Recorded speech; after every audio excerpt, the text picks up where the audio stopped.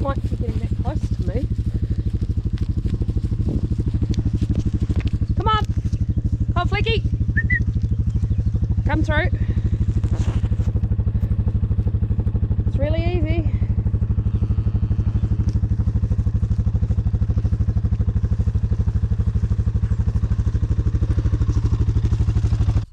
Welcome back, everybody. It's an absolutely stunning spring day in Taranaki. This is more or less what we've calved in for the last 4 weeks, bar with the exception of a couple of days. So it's been insane.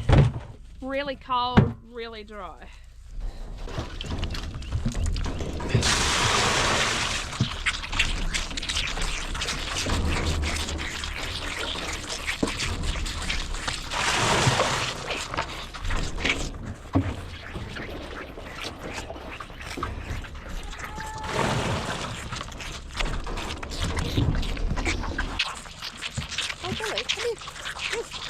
Get that out of your gob.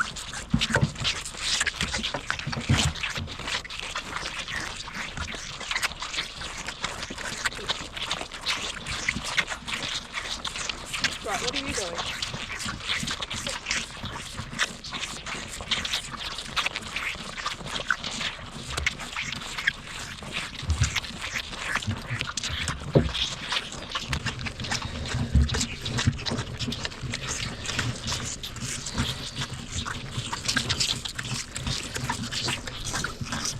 Two, 4, 6, 8, 10, 11. Really good conditions. There's been absolutely no mud rats. I haven't had many replacement heifer calves this year, so I've only got 11 in my oldest mob, and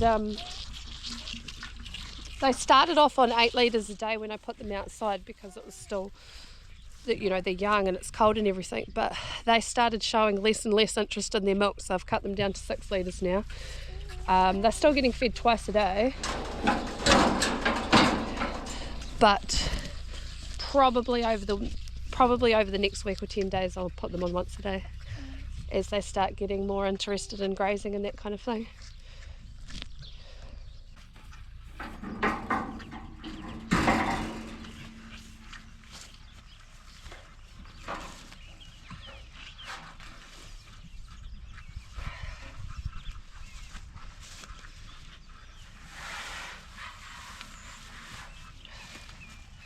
I don't bother feeding calf meal, it'd just be bird food at this point, but they really love their hay. They eat so much of this, and it's I call it the chocolate hay. It's the hay at the core of a bale where it's kind of caramelized in the curing process and it's a bit darker, and they seem to just love it, so that's what I feed them. So yeah, they're just getting hay, grass and plenty of milk. But like I say, they were I was trying to keep the milk up to them because I have a heap of milk this year because we haven't had many heifer replacement calves, but that I'd go in the paddock with a feeder and they'd just look at me like, oh God, what are you doing here? So cut them back down to 6 litres, and that seems to be about the right amount. I think you can definitely overdo it.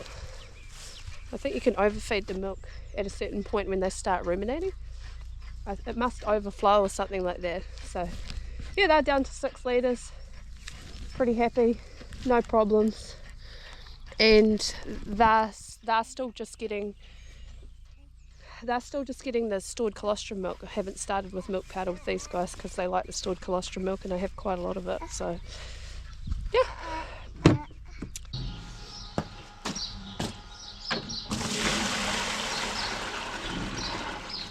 We've got 2 mobs of replacement calves. There's the oldest mobs that we just did, and then the younger ones.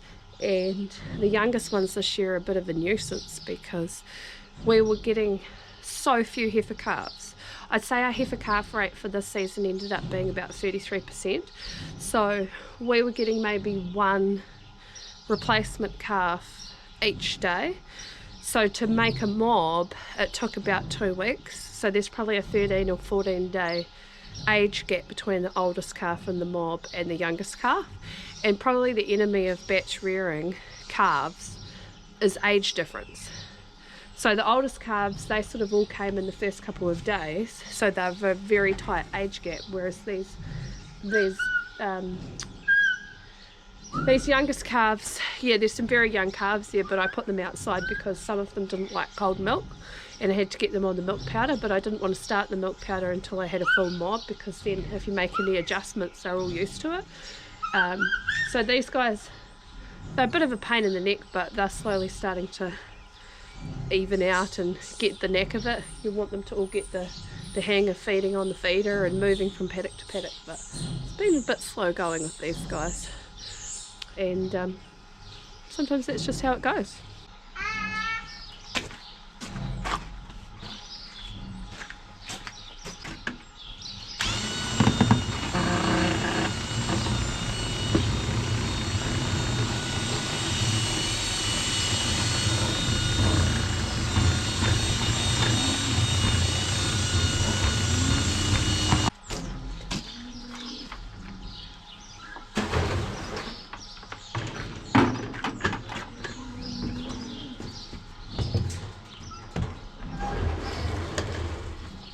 We have a refrigerated vat of colostrum milk, so all the colostrum milk that we've got stored is actually refrigerated.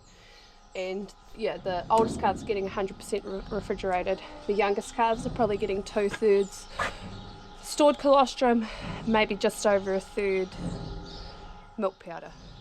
And the milk powder, I use warm water to mix it, so the temperature of the milk that they're getting is warm. And so for the calves, for the precious ones that don't like the cold milk, the temperature is more agreeable to them. So yes.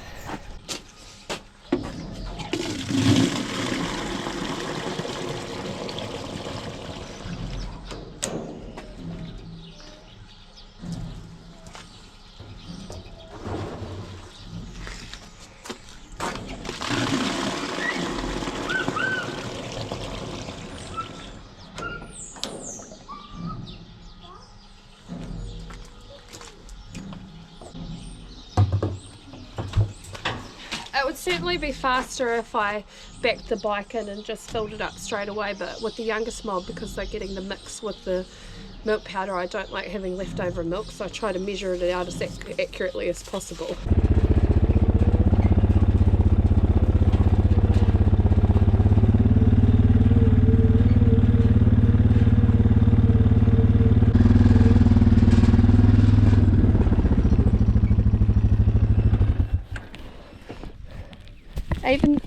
Even just simple tasks like following the bike are tricky for these young ones. They've got to come across the cossack.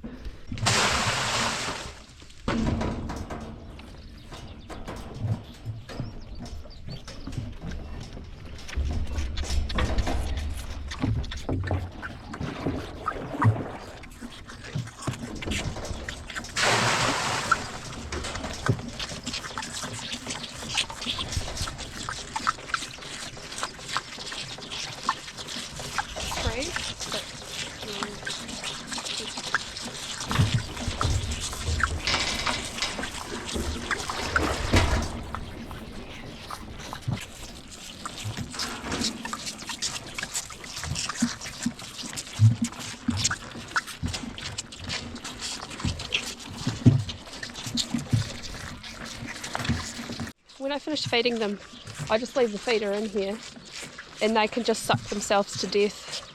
You know, if you take the feeder out, then what happens is that they're in a frenzy of sucking and they want to find something to suck, so they start sucking each other. So I leave the feeder here, and it seems to cut down on navel sucking and that kind of thing. And so one of the questions I'd expect to be asked is, how often do I clean these feeders? And to be honest, I try to do it as infrequently as possible, because every time I clean this feeder, they start getting a little bit scary. And I can only assume that there's some kind of a bug, like a good bug, kind of like a yogurt bug or something, that lives in there that's actually beneficial for them. And they're used to it. And it causes no problem at all. But yeah, these are the youngest ones. There's 13 in this mob. And I'm slowly getting the hang of it. I don't think it's a disaster.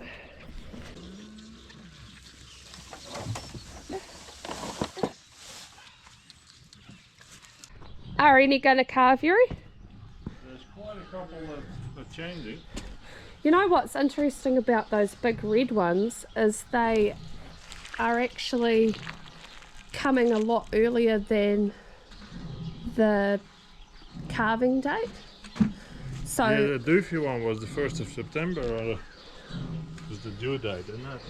yeah, and some of those other ones that are springing that look quite close are actually a week or so away. But I did wonder if they make a calculation for the calving date based on gestation length, but with a bull like Big Red, because he's not really part of the system, is he being way overestimated in terms of calving date?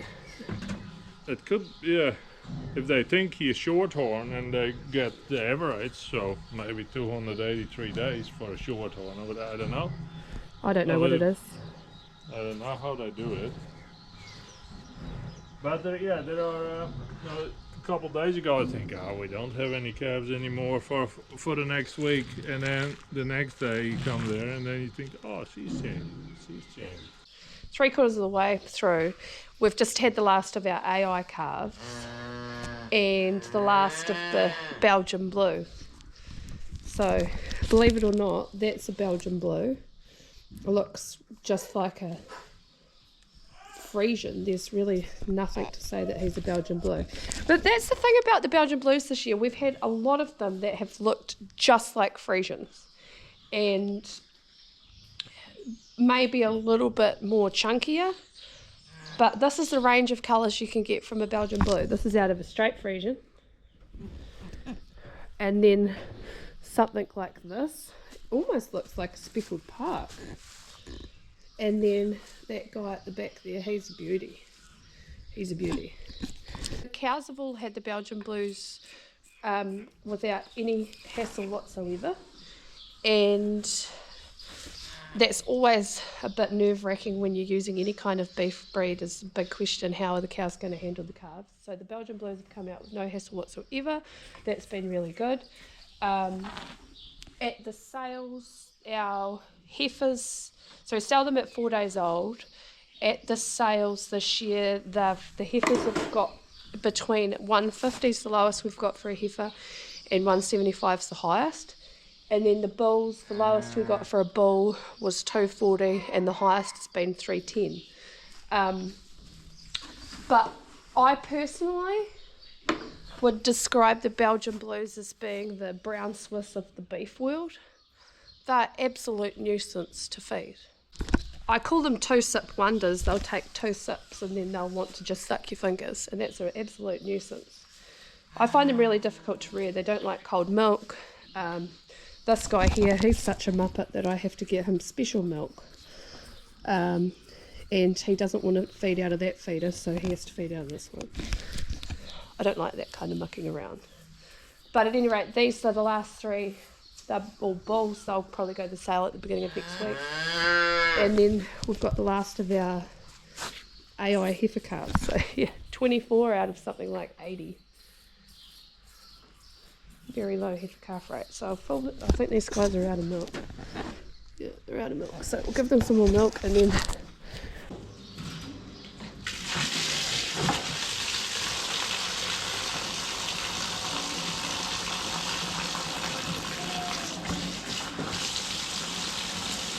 real disadvantage to it having been so cold and dry is that the growth has been really bad.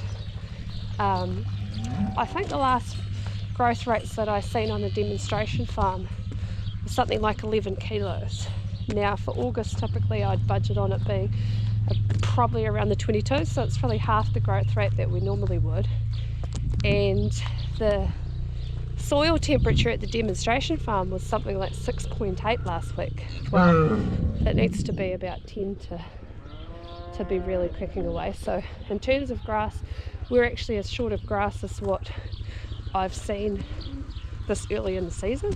This time last year, I had silage shut. Well, we're miles away from having silage shut this year. I always think it's actually easier to manage a deficit than it is to manage a surplus. And so I just have been sticking really tight to the spring rotation planner. And they get their allocated, the milkers get their allocated area, and if it's not enough then they just get extra silage.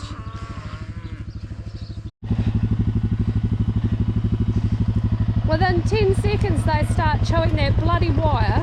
Yeah, and that's why I got really quickly I wanted off, but this one is broken, so it's not in a good condition. You have to calmly wind that one. yeah. If you're a little bit wound up and you start winding, it's going to turn out like that. Those heifers, they... Good reaction training though. I have to say that my blood sugar is feeling a bit low and I think I need a coffee and a ginger nut. Really? Yeah. I wouldn't say that we've been out here toiling for that long, but...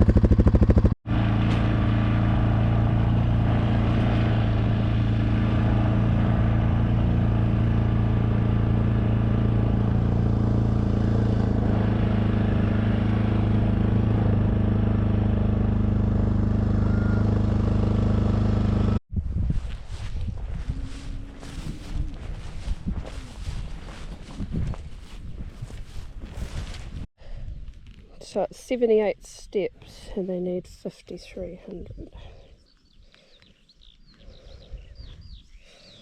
So 68 metres that way will be their break for tonight.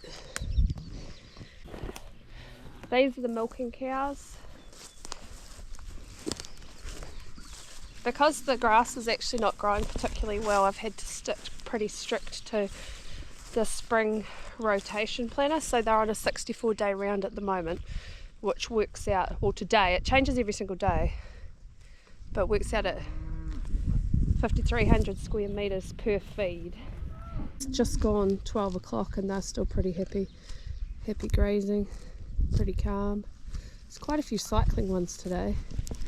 I just checked the last pickup just to see what they were doing, because I actually hadn't worked out what the per cow production was so far this season, but they're sitting at about 2.27 kilos at the moment, and the cell count is 72. That's with everything in the vat bar one. I had one cow that had a really high fever before she calved. She had a temperature of about 40.5 degrees, and so she had a pretty high dose of engamycin, and she's just starting to come right now, but she's not in the vat, but everybody else is in the vat. So at this time of the year I'm pretty happy with that cell count. On a per day basis we're probably starting to slip behind last year a little bit. There's not really, I think the major difference is probably the grass. Like last year's grass in the springtime was like rocket fuel, and I think the grass at the moment is a little bit lower in protein because we've been having these very long fine days, and the grass that we're going into is actually, well, it would be the paddocks that we, just before we started drying off, these are the last paddocks that we grazed before we started drying off, so they've had a fair amount of time, but there's coming to be a fairly big gap between what's in these paddocks and the next batch of paddocks. So I think the protein in the grass is a little bit lower. Milk urea is sitting at 15. Well, this time last year it was sitting at about 28 or 29, which I thought was way too high, but probably it's a little bit on the low side. But they're finding the grass really satiating at the moment, so they're super content. Even 1, 2, 4, 5. It's about 5 or 6 cows cycling today. They seem to be cycling pretty well. I think, like, to be perfectly honest, in terms of health, in terms of animal health, it's probably better at this time of the year to have the protein on the low side, because or the nitrates at the very least at the low side, because that's a toxin to a ruminant and they have to get it out of the system. And if they're metabolizing fat after calving, which they have to break down, and then they have to try and get nitrates out of the system, it's kind of a double whammy. So probably the protein in the grass is costing us a bit of protection at the moment, but if the cows are cycling and the cell count's good, it's not really anything to complain about. So they get half a bale of silage at the moment in the morning, and half a bale of silage at night. Oh, I just about forgot. We better do a flecky report. I don't actually know how many fleckies we have. It's probably 8 or 9, which is quite a high number. It's quite a risky number. And I was very concerned. Well, there's 2 concerns that I had with the fleckies. My first concern, it was a major one, was will they milk? And the answer to that question is yes. They're not pretty, but they do milk. So yay for them. The second concern that I had was, would the udders be good enough? And they are just good enough.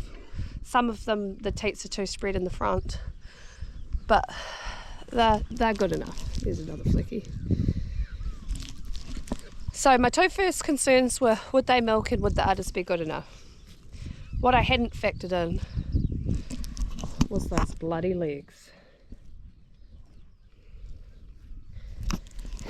Every single one of our fleckies that we've milked, maybe with the exception of one, has got 2 back legs that they use to full effect.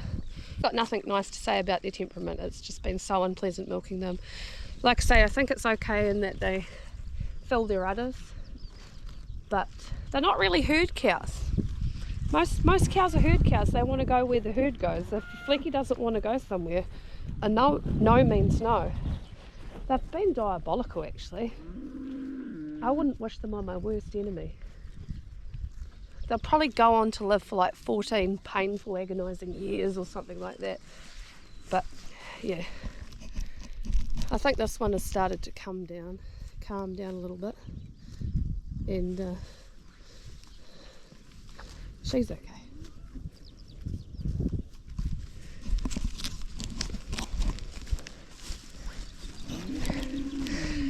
Yeah, that's all I've got to say about the fleckies. They've got two back legs that they utilise to full effect, and it's been pretty unpleasant. The satanic fleckies, that's what we call them. But I think it's one of those things where, as a farmer, you kind of have to have a few interesting things that you trial, and you have to be able to accept that it can also be a complete cock-up.